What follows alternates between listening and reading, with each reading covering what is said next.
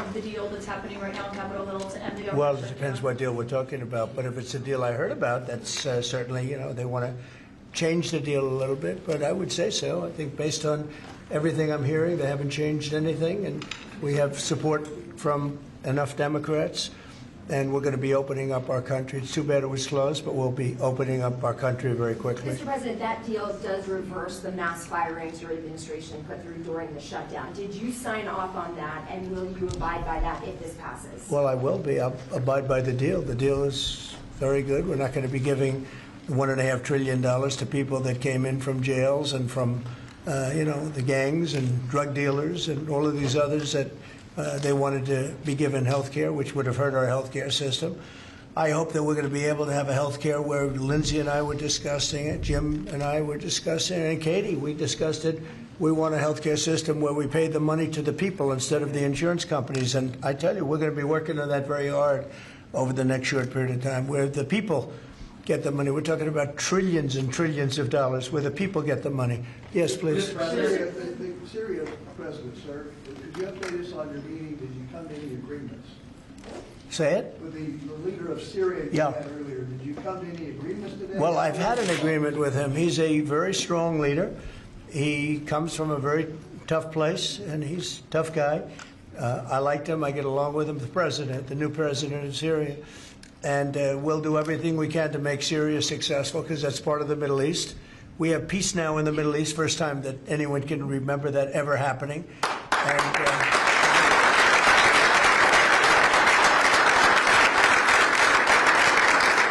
as you know, Syria is a very big part of the Middle East, very important part. If you look back at Syria, for years they had the doctors, the lawyers, they had so many of the great intellects. It's an amazing place with great people. And we want to see Syria be successful along with the rest of the Middle East. So I have confidence that he'll be able to do the job, absolutely. How close are you to a deal, a trade deal with India? Are you willing to consider lowering the current tariff rate? Well, right now the tariffs are very high on India because of the Russian oil, and they've stopped doing the Russian oil. It's been reduced very substantially. Yeah, we're going to be bringing the tariffs down. What kind of level are we talking about here? I mean, at some point we're going to be bringing them down. Without tariffs, this country would be in such trouble, as they were for many years. That's why we owe $38 trillion. And one of the things we're going to do, we're going to issue a dividend to our middle-income people and lower-income people of about $2,000. And we're going to use the remaining tariffs to lower our debt. We're going to be lowering our debt, which is a national security thing. So we're doing a lot of good work. And the numbers were reported so incorrectly. The real numbers are trillions of dollars have been taken in or gotten in terms of investment from the tariffs. And so if that were ever reversed, it would be a disaster. Frankly, it would be a national security problem for our country. And nobody thinks it's going to be reversed. I think we had a very good court case. As you know, it's before the Supreme Court right now. But if that were ever reversed, people are saying, oh, it's $1 billion. Some people said, oh, it's $2 billion. Well, that obviously we can handle very easily. But this is trillions of dollars we're talking about in terms of the tariff income and all the investment income that's come into our country. We have more than, I would say right now, more than $18 trillion. The biggest number ever is a tiny fraction of that for any country. China, the United States, the biggest number ever. If you look at the past administration, Biden, he did less than $1 trillion in 4 years. We're over 18 trillion. By the time my first year ends, we're going to have over $20 trillion of investment coming into the United States. It's unheard of. We have AI factories. We're leading China by a lot. We have cars and car plants coming in by more than we've ever had built before.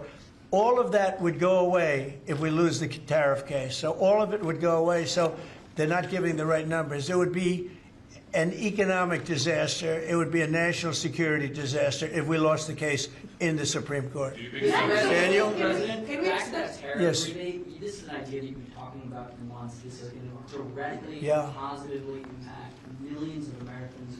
Why was this important for you to do, and when can Americans expect that? So I've been talking about it for a long time, the dividend to people that, have suffered under the Biden administration. So Biden had the highest inflation in history. And we now are at a very low point. We're going to be hitting 1.5% pretty soon. So we're at a low point, and he was a high point. We did that.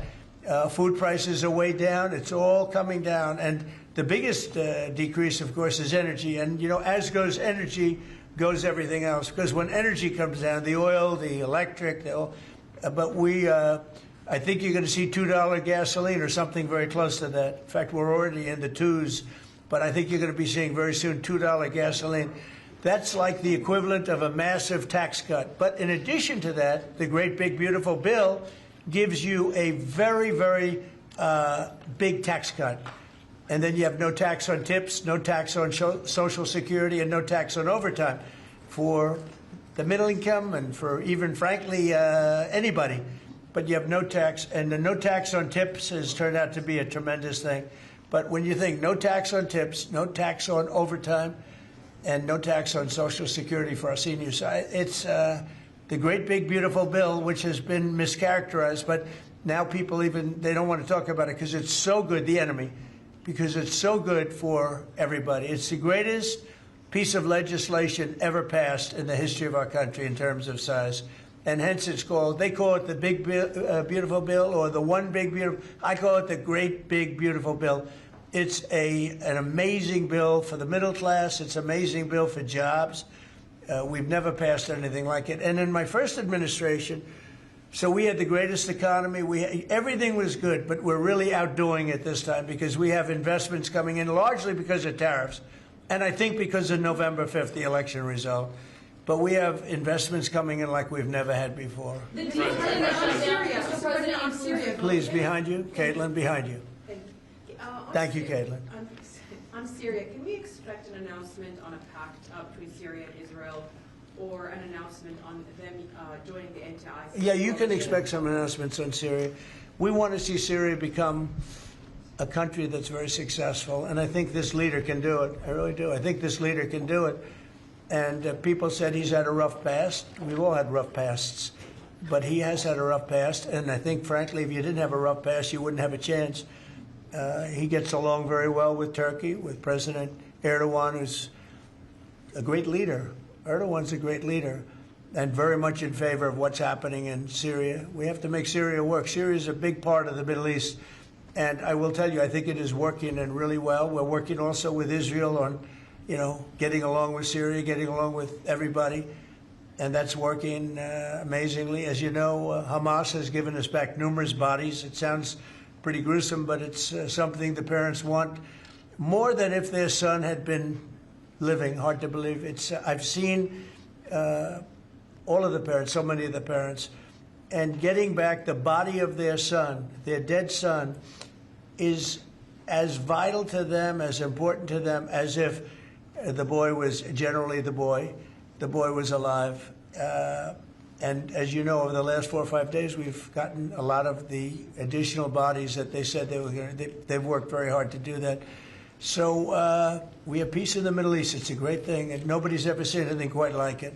After your meeting with the Syrian president today, Switzerland, Mr. you President. posted last week about your talks with Switzerland. We're reporting that you're near a deal that would lower their rates. With Switzerland? Yeah. We're working on a deal to get their tariffs a little bit lower because. 15% is what we're doing. No, I haven't said any number, but we're going to be working on something to help Switzerland along. We hit Switzerland very hard. We want Switzerland to remain successful, and we're a part of Switzerland in the sense that they've been a very good ally. Yeah, we're working on them and some others, and we're working on others to increase them a little bit too. How close is it to Switzerland? Switzerland? What, do you have something to do with Switzerland? He wants to buy a nice watch. He wants to buy a nice watch. Right? He wants to buy a nice Rolex, right? We'll give Rolex some publicity because Rolex they've been very nice, Now, look, it's a beautiful country. It's a small country, but economically very big. So we're working on something. Caitlin? After our meeting with the Syrian president earlier today, Marjorie Taylor Greene, who is a big ally of yours, said that she would rather see you focused on nonstop domestic policy meetings here at the White House instead of nonstop foreign policy meetings. What's your response to her saying that, and also saying that grocery prices are up and not down, as you've said? Yeah, so I don't know what happened to Marjorie. She's a nice woman, but I don't know what happened. She's lost her way, I think. But I have to view the presidency as a worldwide situation, not locally. I mean, we could have a world that's on fire where wars come to our shores very easily if you had a bad president. We had a horrible president, and we ended up with Russia, Ukraine, and we ended up with other disasters, too. Don't forget, I put out 8 wars, 9 to come. I think I'll get the other one taken care of, but I put out 8 wars. And look at the damage that Russia, Ukraine has done to us as a country. I mean, we spent $350 billion. We're not spending any money anymore. Now they pay us through NATO. You know, I got NATO to go from 2% to 5%. Well, that's very important. When you're president, you really sort of have to watch over the world because you're going to be dragged into it otherwise. You're going to be dragged into a world war. I think if I weren't president, first of all, that war would have never happened if I was president. And if I weren't president, that war could have led to World War III. It won't. It's not going to anymore. But when I first got in, I said, wow, this situation could lead to World War III. And I got NATO together. I got everybody together.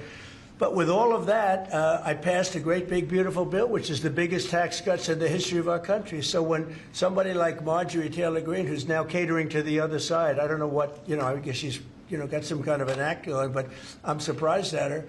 But when somebody like Marjorie goes over and starts making statements like that, it shows she doesn't know. I don't devote a lot of my time. Let me give you another example. China.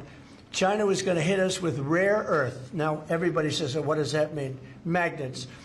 If China refused to give magnets, because they have a monopoly on magnets, because they were allowed to happen over a 32-year period, there wouldn't be a car made in the entire world. There wouldn't be a radio. There wouldn't be a television. There wouldn't be internet. There wouldn't be anything because magnets are such a part. Now, nobody knows what magnets are, and not overly sophisticated, but to build a magnet system would take 2 years.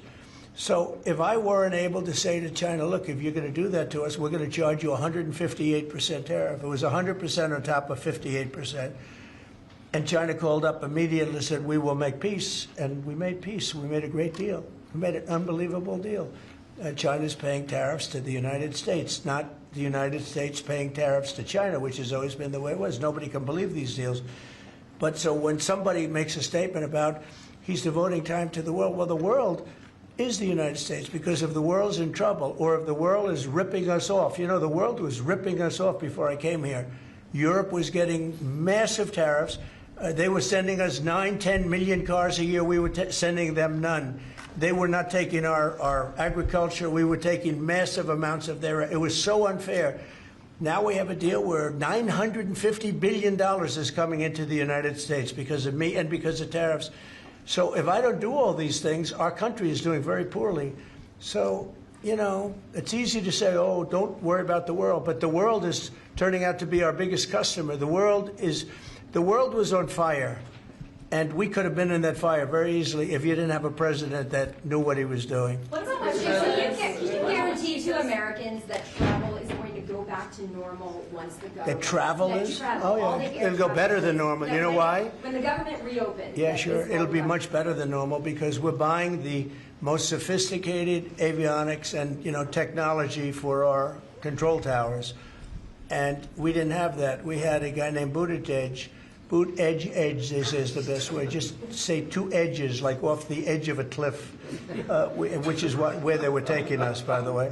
Edge was the Secretary of Transportation, and he spent billions of dollars trying to patch together our air traffic control system, which was a conglomeration of all different systems in all different cities. They had hundreds of companies working on it. And they were spending billions of dollars. And when they turned it on, it didn't work. It didn't even work a little bit. That's why you had a helicopter crashing into an airplane, that if we had a great system, bells and whistles would have started going off. So we are now in the process. We're in final bids of getting the finest system anywhere in the world. I've analyzed it. Sean Duffy has been working really hard on it, doing a fantastic job, by the way.